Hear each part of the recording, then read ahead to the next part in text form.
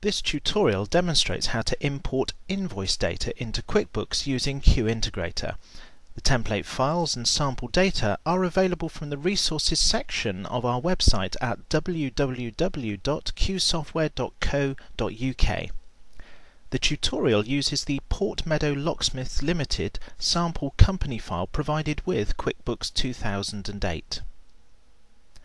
The first thing we'll do is start QuickBooks. Then select the Portmeadow Locksmiths file, which has a file name of samplecompanyfilepro.qbw. Because we're using a sample company file, QuickBooks notifies us. We'll click OK to continue.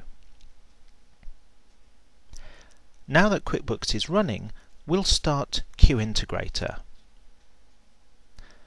Before importing the invoice data, we'll take a look at the QIntegrator template by right-clicking the template name and choosing Edit Template. What you now see is the template detail window. Each template has a name as shown in the template field here. It also has a type shown here, which for this template is set to Import Invoice. Below these fields are a series of tab screens used to configure the template: File Source, Mapping, Email Source, Delimiters, Import, Export, and Test. Let's take a look at the File Source tab. The File Source tab enables you to specify the location, name, and other characteristics of the import file. For this sample template, the Import Folder field shows the location of the data we're going to import. You can select the folder either by typing the full path in or by using the Browse button here.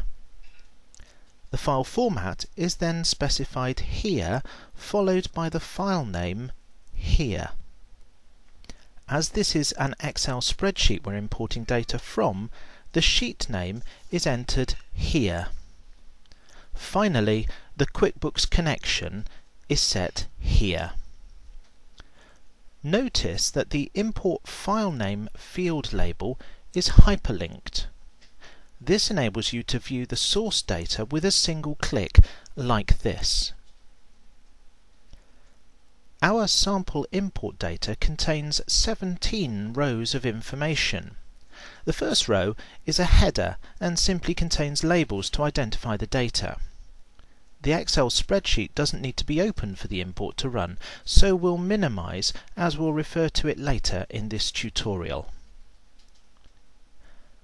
The Mapping tab shows where the data in the import file will go inside QuickBooks. Here you can see the column headings from the Excel file in the Tag column, along with their relative column number in the C column.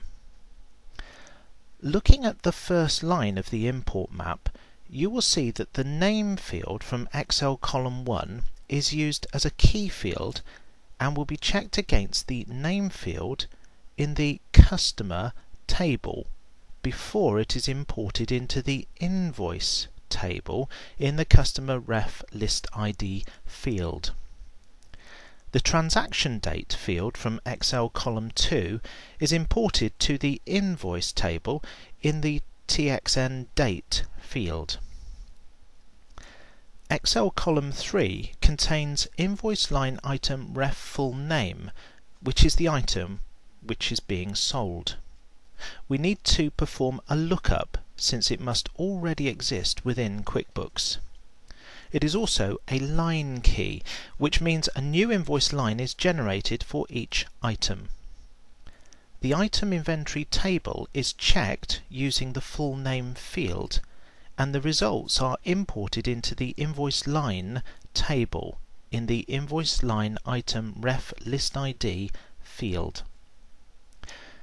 The invoice line quantity field from Excel column 4 is imported to the invoice line table in the invoice line quantity field.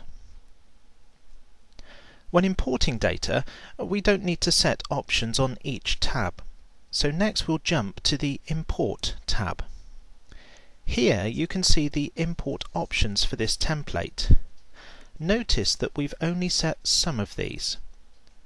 At the top, header skip rows has been set to 1. This is because the Excel spreadsheet has a header row which just contains labels as indicated here. The other import options that we need to set are the Import to Table field and also the Product Edition field. All the settings for our template are correct, so we can just click the Close button to continue. When designing and creating templates, it's important that you can test them before loading live data into your QuickBooks file. QIntegrator provides you with 2 test modes called Test Template and Test Import. The first tests the template to make sure you've got your design correct.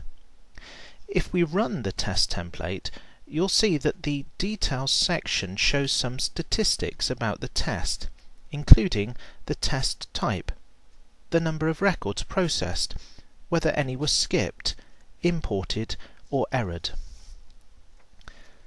Next, we can use the Test Import mode. This checks that the data to be imported into QuickBooks matches the QuickBooks data requirements. Again, the Details section shows the statistics from the test import run, including the number of processed records and the number that will be imported. The log at the bottom of the screen here shows informational messages to assist you if you have any problems. Before importing the data, let's take a look at the QuickBooks file and bring up the last invoice sheet to see the records already in the company file.